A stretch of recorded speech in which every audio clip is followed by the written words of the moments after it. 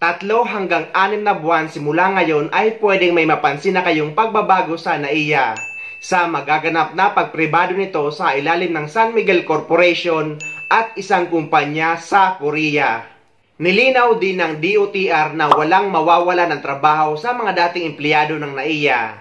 Okay naman ito basta ang itira nyo is yung mga hindi magnanakaw ng mga maleta or gamit ng mga pasahero, lalong-lalo na ng mga OFW. Baka sa gagawin itong pagbabago sa NAIA na magiging pribado na, ay mawala na ito sa listahan ng mga worst airport sa buong mundo. Pero may isang katanungan guys, kung nararapat na ba itong palitan ng pangalan? Kayo, ano ang sa tingin nyo? Brownout! Mahabang pila sa counter at sa immigration. Traffic, pagpasok at paglabas ng airport. Bagaman may mga pagbabago na sa mga nakalipas na buwan, minsan ang nabansagang worst airport sa buong mundo ang Ninoy Aquino International Airport o NAIA. Pero worst airport no more na nga ba?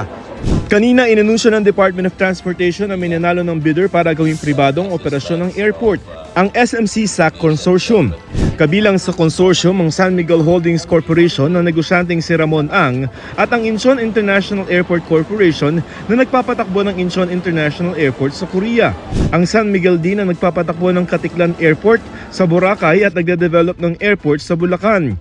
Ang SMC SAC Consortium ang pinakamalaking offer na 82.16% ng ibibigay na kita sa gobyerno mula sa 4 na nagbid sa proyekto. Ayon sa DOTR, 36 billion pesos ang inaasang ibibigay nitong kita sa gobyerno taon-taon o 900 billion pesos sa loob ng 25 years sa kontrata nito. Bukod pa ito sa 30 billion pesos na one-time payment sa pag-takeover sa airport at 2 billion pesos taon-taon. Umaasa ang DOTR na hindi na maghahabol ang mga natalong bidder para matuloy na sa wakas ang pagsasapribado ng airport na 30 taon nang sinusubukan. Okay naman yung acceptance nila, no? When I talk to them.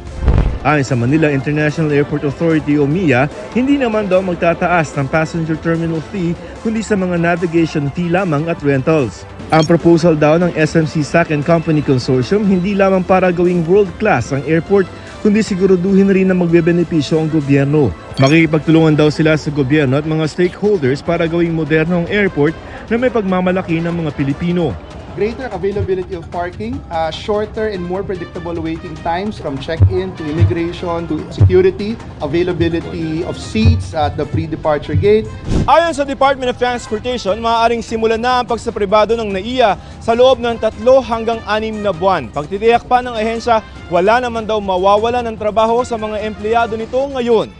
Ang ilang grupo nga ng mga manggagawa sa MIA naglagay ng mga karatula ngayong araw kontra sa pagsasapribado ng operasyon ng airport. As per our research sa PPP Center, dapat po doon sa developing stage pa lang ay isinasama na yung tinatawag naming mandatory consultation sa mga empleyado. So ito po ay maliwanag na itinago sa amin. It's part of the deal, no? Lahat dapat may trabaho. Yung iba mapupunta sa MIAA, yung iba sa private concessionaire. Yung iba naman, siguro yung mga gusto, kasi they will be offered sa a retirement pay also. Babaguhin kaya ang pangalan ng airport? 1987 nang baguhin ang pangalan ng Manila International Airport sa Ninoy Aquino International Airport sa pamamagitan ng isang batas, ang Republic Act 6639. Wala naman yan sa pinag-uusapan namin. Para sa akin naman, sa personal kong opinion ay nararapat ng palitan ang pangalan ng NAIA na ibalik na lang sa dating pangalan ng Manila International Airport dahil dati naman niya itong pangalan. At sa kabilang banda naman guys, sa mga OFW na bibisita sa OFW Lounge ay ito ang mga requirements na kailangan nyong ipakita.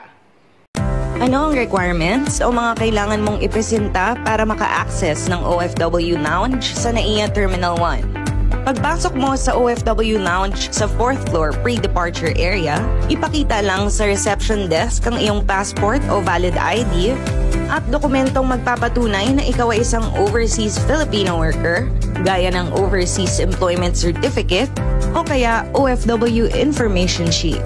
May sasagutan lang ding form at pwede mo nang ma-enjoy ang pasilidad at mag-relax bago ang iyong boarding time nang walang bayad. Meron ditong mga pagkain at inumin. mga komportableng couch, Wi-Fi access, charging station at power outlets, at meron ding information desk. Maganda rin ang view ng airside ng NAIA Terminal 1 dito. Muli, libre ang lahat ng ito, hatid ng gobyerno para sa mga kababayang OFW. Bukas ang OFW Lounge 24/7 at may mga signage papunta dito para madali mong mahanap.